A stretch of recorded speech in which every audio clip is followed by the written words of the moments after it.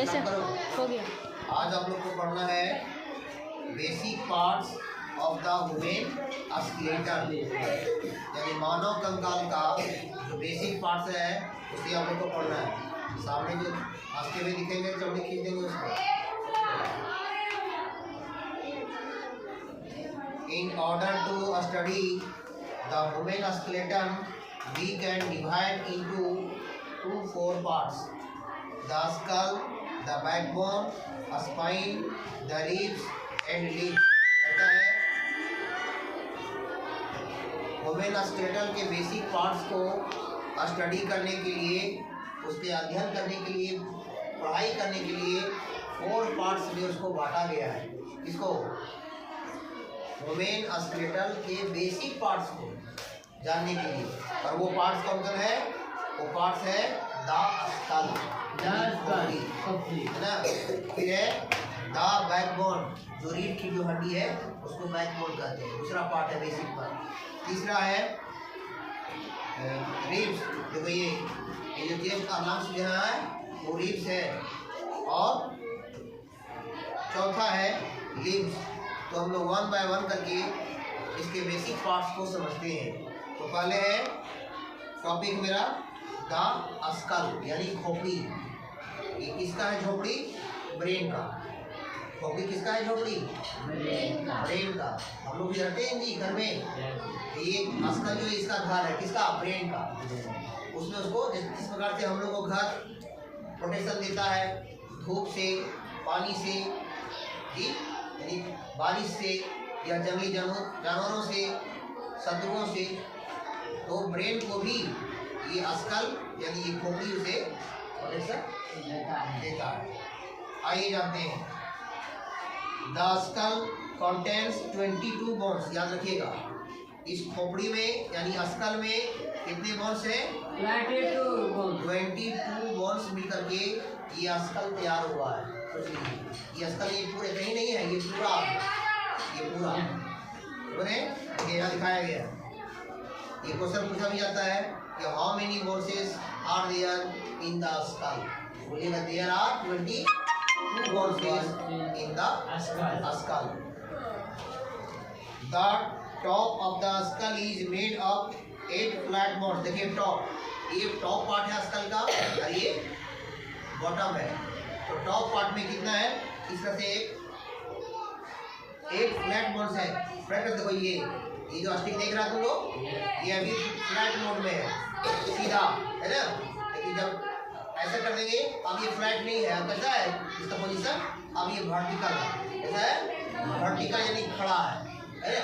ऐसे कर दिए तो पट यानी फ्लैट मोड में है अभी, है ना। यहाँ हम लोग खोपड़ी में इस तरह से फ्लैट 8 गो बोन्स है, इस तरह पूरा फ्लैट में।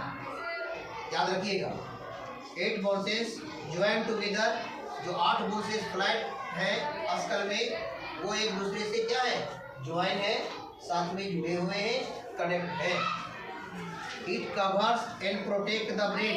ये 8 जो बोन्स है ये आपस में जुड़े हुए हैं और ये क्या करते हैं? ये आपके ब्रेन को, आपके मस्तिष्क को, आपके दिमाग को क्या करते हैं? प्रोटेक्शन देते हैं, रक्षा करते हैं, उन्हें बचाते हैं।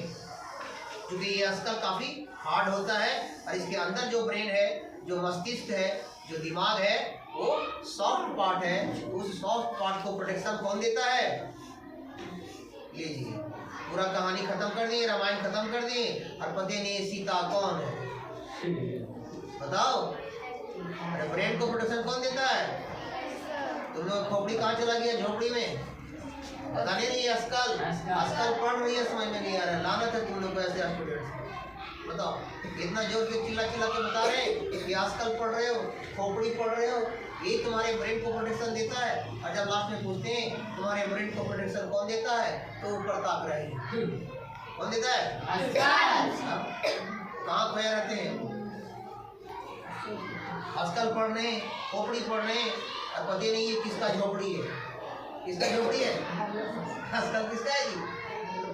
अरे हम लोग किसका खोपड़ी ऐसी कह रहे हैं, किसका ये प्रोटेक्शन दे रहा है? स्कल ब्रेन का। ब्रेन का नहीं, ब्रेन का यानी दिमाग जिसको बोलते हैं, हिंदी में इसको मस्तिष्क कहते हैं। चलिए The facial bones comprise of the upper and lower jaw and a few other bones. फिर नीचे जो भी तो अपर बोन्स हो गया जो फ्लैट बोन में है, नीचे जो बोन्स है यहाँ जाव में, जबड़े में, देखो ये जाव, दो जाव है, वो अपर और नीचे लोअर, इसमें दांत है ऊपर नीचे, उसको जाव कहते हैं, जबड़ा, हिंदी में कहते हैं जबड़ा। तो ये यहाँ भी बोन्स है, फेस में भी बोन्स है, इसमें है ना बोन्स, टोटल 22 बोन्स होते हैं सब मिला करके। The lower jaw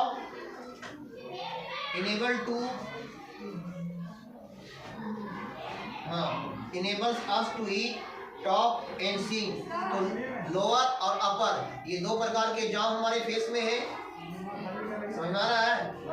तो जो लोअर जॉ है वो आपको खाने में, टॉक करने में और सिंगिंग करने में, यानी कोई गाना आप जो गाते हैं, गुनगुनाते हैं, उसमें आपको ये मदद करते हैं। क्योंकि लोअर जॉ अगर मूवमेंट नहीं करेगा तो क्या होगा, आप खा नहीं सकते हैं, आप टॉकिंग नहीं कर सकते हैं, बात नहीं कर सकते हैं। तो इसमें कौन सा जॉ का ज़्यादा रोल है, अपर या लोअर? अपर नहीं, लोअर, नीचे का जो जबड़ा है उसका ज़्यादा रोल है। तो जब आप खाते हैं तो नीचे का जो जबड़ा है ज़्यादा ऐसे होता है मूवमेंट, आप बोलते हैं जैसे कभी हम बोल रहे हैं तो नीचे का जबड़ा जो है वो ज़्यादा वर्क कर रहा है, और जो ऊपर का जॉ है वो तो स्थिर है। The lower jaw enable us to eat, यानी हमें खाने के लिए जो योग्य बनाता है वो कौन सा जॉ, अपर या लोअर? लोअर मतलब होता है नीचे, अपर मतलब होता है ऊपर। तो ऊपर का जबड़ा मदद करता है खाने में या नीचे का? नीचे का जबड़ा लोअर जॉ इसको बोलते हैं, वही इनेबल बनाता है टॉक करने में और फिर सिंगिंग करने में। गाना जो आप गाते हैं उसमें भी लोअर जॉ का ज़्यादा रोल होता है। The base of the nose is also a bone, और ये देखिए ये जो नोज है यहाँ भी एक बोन्स है, यहाँ भी हड्डी है। The rest of the nose the however is made up of the cartilage. देखिए आपका जो नोज है ये कार्टिलेज से बना हुआ है। कार्टिलेज जो होता है वो पूर्ण रूप से हड्डी नहीं होता है, हड्डी को आप दबाएंगे तो नहीं दबेगा, वो काफ़ी हार्ड होता है। लेकिन जो कार्टिलेज होता है वो थोड़ा सॉफ्ट, देखिए इसको दबा रहे हैं तो दब रहा है जी। ये क्या है, कार्टिलेज का बना हुआ, हड्डी से बना हुआ, बोन से बना हुआ बोलिए नहीं है, वो कार्टिलेज है जो दब रहा है, तो सॉफ्ट है जी हड्डी के अपेक्षा। कहता है the skull also include a pair of eye socket that form a safe protect for the eye. देखिए इसी स्कल में आपके फेस में देखिए दो सॉकेट बने हुए हैं, इसमें आई उसमें सेट किया हुआ है, एक राइट में है दूसरा लेफ्ट में। आंख है ना लोग के पास, या भी यहाँ भी हड्डियों का एक सॉकेट बना हुआ है, उसके अंदर आपका आईज है, और ये हड्डी जो दिख रहे हैं ऊपर और नीचे, ये क्या करता है, ये हमारी आईज को प्रोटेक्ट करता है, रक्षा करता है। आप कहीं गिर जाते हैं, टकराते हैं, तो आपका ये जो हड्डी है वही उस फेस में टकराता है, उसके नीचे आँख है तो सुरक्षित बन जाता है। इस प्रकार से आपको आईज का प्रोटेक्शन ये दोनों हड्डियाँ देती हैं। समझ में आ रहा है?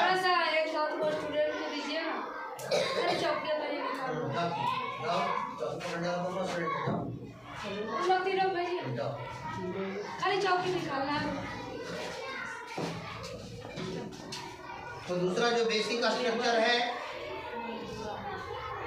स्केलेटल का वो है रिब्स। ये आपका समाप्त हो गया। स्कल के बारे में हम लोग जान गए, इसमें कितने हड्डियां होते हैं, 22 होते हैं। Very good. अब आप लोग जानेंगे द रिब्स। देखिए ये रिब्स ये है जहाँ पर आपका हार्ट और लंग्स दोनों प्रोटेक्ट होते हैं इस रिब से। पिंजरा की तरह दिख रहा है, ये हड्डी बना हुआ दिख रहा है, इधर भी है और इधर भी, दोनों साइड में है ना, चेस्ट में। यही इसको बोलते हैं रिब कैप। क्या बोलते हैं, रिब कैप। तो आइए जानते हैं इस रिब कैप का क्या काम है।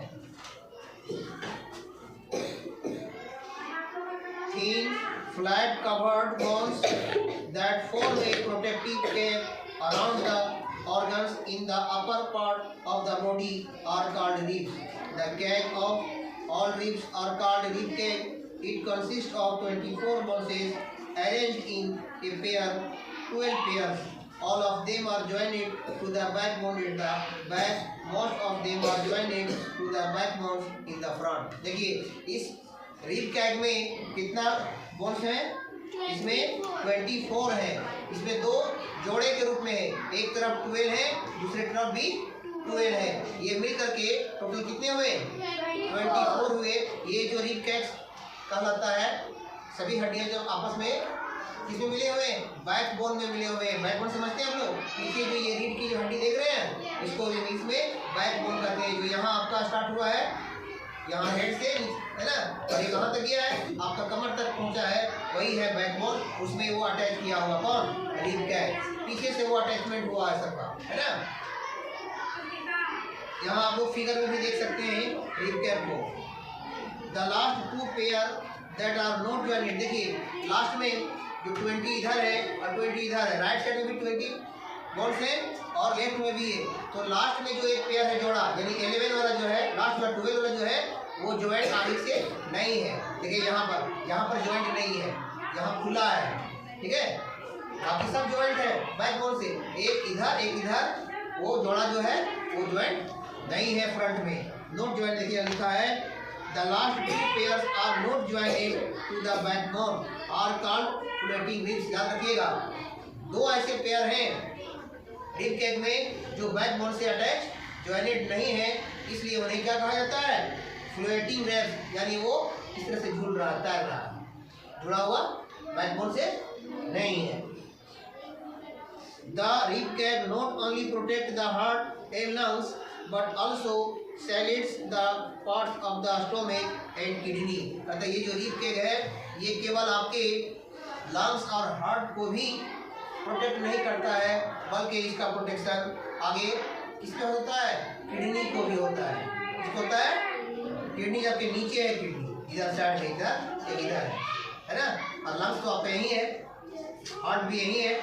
तो हार्ट और लंग्स को ज़्यादा प्रोटेक्शन देता है, लेकिन वो इसके साथ ही साथ वो किडनी को भी प्रोटेक्ट करता है, क्योंकि इसका अटैचमेंट आपका बैकबोन से है ना। नेक्स्ट जो बेसिक पार्ट है इसका स्केलेटन का, वो है स्पाइन या बैकबोन। देखिए जो रीढ़ की हड्डी बार बार आपको बता रहे थे, देखिए यही है बैकबोन। अब इसके बारे में जानेंगे, आइए जानते हैं। The backbone consist of 33 small bones called vertebrate. याद रखिएगा, देखिए ब्रेन में कितना बोन्स था? 22। रिब कैग में 24। इसमें याद रखिएगा इसमें कितना बोन्सेस है, और आपका बैकबोन में है 33। याद रखिएगा, ठीक है। ये जीके में भी काम आएगा और साइंस में तो है ही, है ना। तो हमारे बैकबोन्स में 33 बोन्सेस हैं, स्मॉल बोन्सेस हैं कॉल्ड वर्टिब्रेट, और ये वर्टिब्रेट कहलाता है।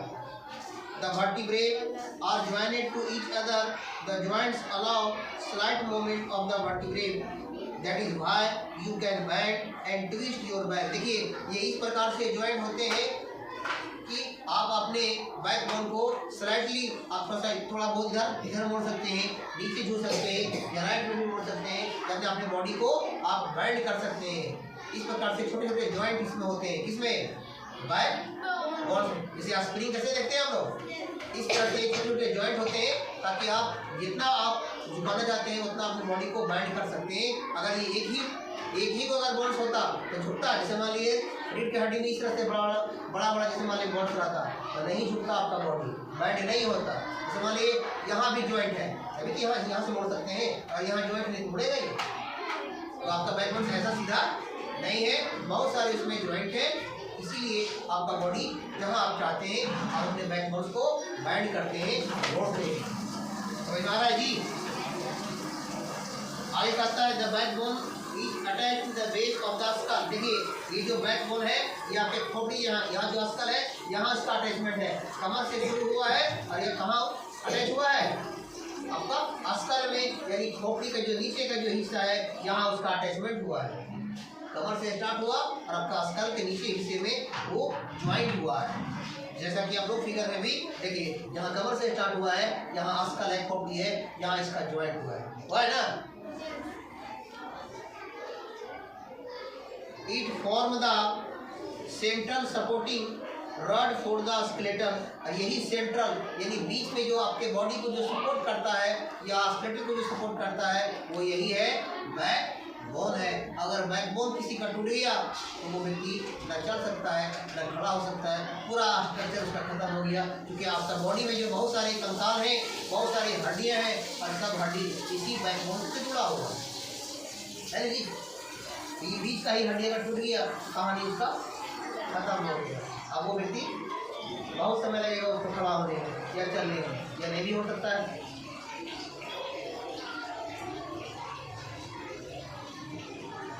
अब इसी each vertebrate has a hole in it, the delicate organs of the body called the spinal cord। देखिए इतने जो छोटे छोटे जो स्मॉल इसमें जो बॉल्स है उसके बीच में हॉल है और उसी हॉल से स्पाइनल कोड गया हुआ है। जैसे घर में आप लोग जो इलेक्ट्रिक वायर जो लाते हैं, पोल पर से मान ली तार खींच के लाए, उसको आप अंडरग्राउंड पाइप के अंदर से लाते हैं नहीं, ताकि वो उसका प्रोटेक्शन हो तार का।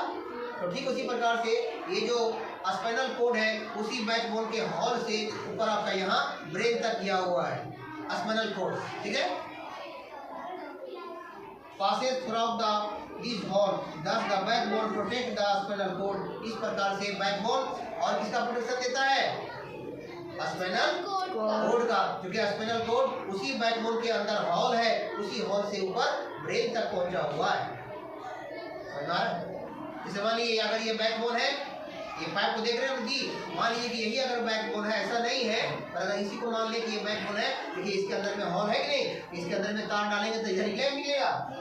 तो ऐसा ही बैकबोन हम लोग का है, अंदर जो हड्डियां जो है, जो हॉल है बैकबोन का, उसमें स्पाइनल कोड तार देता है, ये है स्पाइनल कोड, वो अंदर लिया हुआ है और यहाँ अस्तर खोपड़ी है, उसके अंदर मिला के ज्वाइंट हो गया है। समझ में आया? इस प्रकार से स्पाइनल कोड के माध्यम से आपके बॉडी में कोई भी मैसेज है वो ब्रेन तक पहुंचता है और ब्रेन जो मैसेज देता है दूसरे बॉडी पार्ट को, फिर उसी स्पाइनल कोड से उस पार्ट तक पहुंचाया जाता है। तो पहले पढ़ाए हैं हम। तो इस प्रकार से ये स्पाइनल कोड का प्रोटेक्शन बैकबोन देता है। अब है टाइम है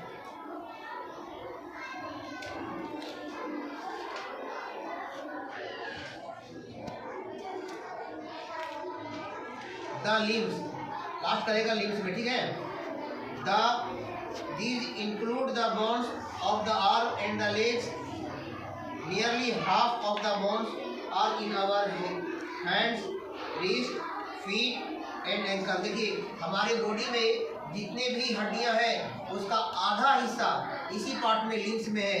लिम्स में आ जाएगा आपका आर्म आ जाएगा, लेग आ जाएगा, ठीक है, आवर बोन्स, हैंड्स, और ये सब जो रिस्ट है, कलाई है की जो हड्डियां हैं ये सभी, और आपके पैर और एंकल, ये सभी जो हड्डियां हैं इसी लिम्स के अंतर्गत आते हैं। आपके बॉडी में कितनी हड्डियां हैं?